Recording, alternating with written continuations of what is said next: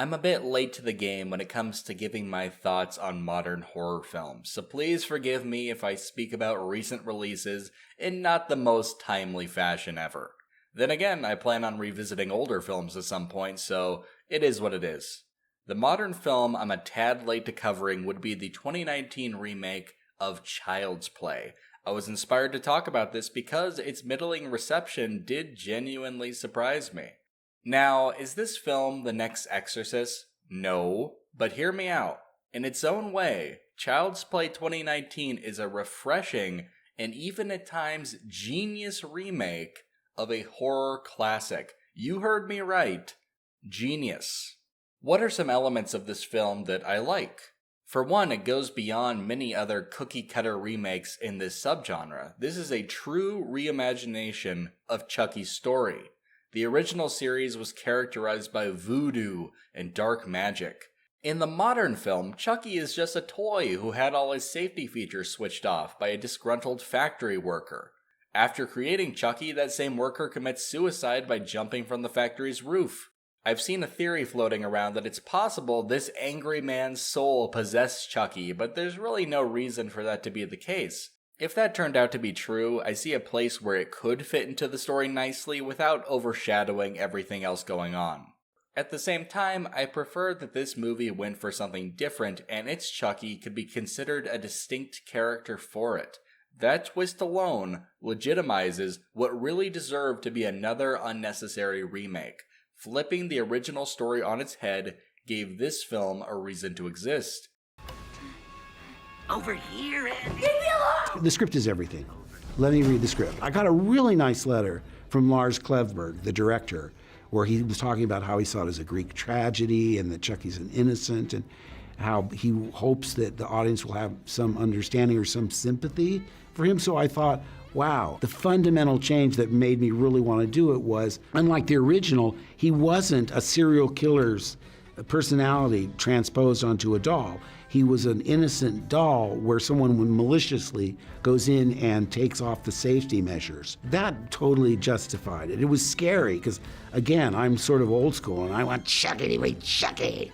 But, you have to serve the script and that wouldn't have worked. In recent years, we've seen other charismatic horror villains like Pinhead and Freddy Krueger get recast and drained of any potential coolness because filmmakers were trying way too hard to fill the footprints of icons.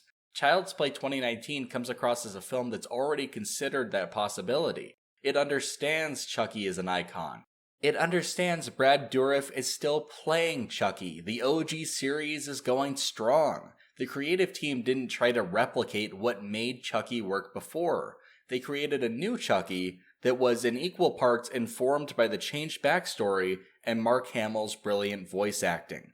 I wouldn't want to sit through Hamill trying to do Brad Dourif-esque dialogue, nor do I know anyone else who could bring those same qualities to Chucky. This movie avoids those comparisons altogether, and that was a smart move. Another thing I really like about this movie is the escalation of Chucky's actions. In this film, Chucky is an AI who has a hard time telling the difference between right and wrong. At first, his violent tendencies are acted out as a misguided defense of Andy. He kills the family cat because it scratches Andy. He kills Shane, Andy's mom's douchebag boyfriend, because Shane pushes Andy and threatens him. The rivalry between Andy and Chucky builds throughout the film very naturally. By the end, when Chucky is actively trying to kill Andy, this series of events comes across as very plausible. What's even more interesting is this film seems to have taken inspiration from Don Mancini's original vision of the franchise. Originally, Don Mancini had it that this doll would come to life through Andy's manifestation of anger, of the people that were hurting him in his life, his babysitter, his bullies, an angry teacher. All that rage that Andy, the character, would build up when he goes to sleep would then manifest into the doll, and it would go out and kill those people who did him wrong. Say what you will about this movie, but in a way it was more true to the original premise than the entire rest of the franchise once studio execs started chipping in ideas of their own. The premise of Chucky being a learning robot and not an already evil serial killer who happens to be possessing a doll opens up new avenues of how Chucky ultimately goes bad. In this film, Andy and his friends goad on Chucky's behavior as a series of pranks, at least at first. They have Chucky stealing from vending machines, they have Chucky jump scare Shane. One night, all the kids are gathered watching the Texas Chainsaw Massacre 2. It is in this moment Chucky the Killer Doll is truly born. I have a short article from Comic Book Resources I wanted to read that explains this in full. Child's Play is a fun love letter to the slasher films of the 1980s and 1990s and features a prominent reference to a classic horror movie franchise, Texas Chainsaw Massacre. While it was something of a happy coincidence, director Lars Klevberg found the perfect place to slip in a reference to the second movie in the series. During an interview with CBR, Klevberg revealed why he chose that film to reference and what it was like bringing slasher films back to the current era. When trying to decide what horror film to reference, Klevberg wanted something that could impact the story. Klevberg said, "In the script, it said they were just watching a cheesy 80s horror movie, but I had some ideas. And the studio had some ideas, but you can't put any movie there. There are rules and laws and budget. What can you afford to put in there? Texas Chainsaw Massacre was one of them. And we thought that would present the violence and carnage that Chucky would need to understand. For him to go, okay, they think violence is funny, I want to make them laugh, so I should act out this violence."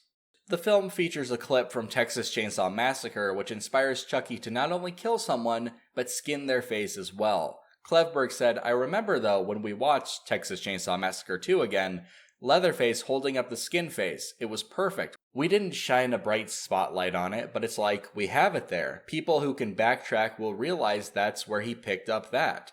It can just be some fun. Just have a freeze frame on the face mask and have people realize it later on." In the movie, Shane, the boyfriend of Karen Barclay, is murdered by Chucky with his skin face being given as a gift to Andy Barclay. Along with a sequence in which Chucky puts knives on drones, he says it's one of his favorite death scenes. "I remember when I read the script for the first time, the whole thing with Shane's head was hilarious," Klevberg explained. "I think it's one of my favorites. When I read it the first time, I thought it was hilarious and amazing we could make something like that in 2019. That we could spend millions of dollars to make this hilarious thing. It's insane they allowed us to make this." This was a scene in particular that stuck out to me. Is it a commentary on horror movies desensitizing audiences toward violence, turning the macabre into entertainment?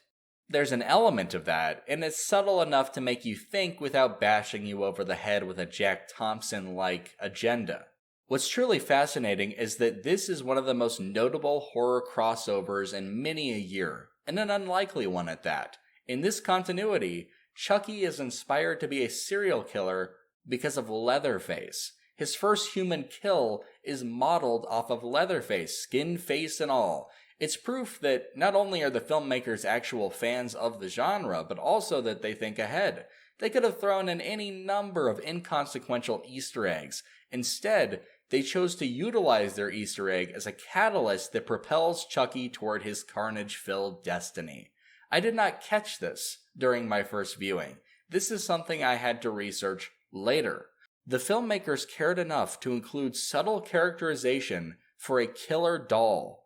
This version of the franchise is in good hands, and I do stand by the remake being underrated considering its ambition and its attention to detail.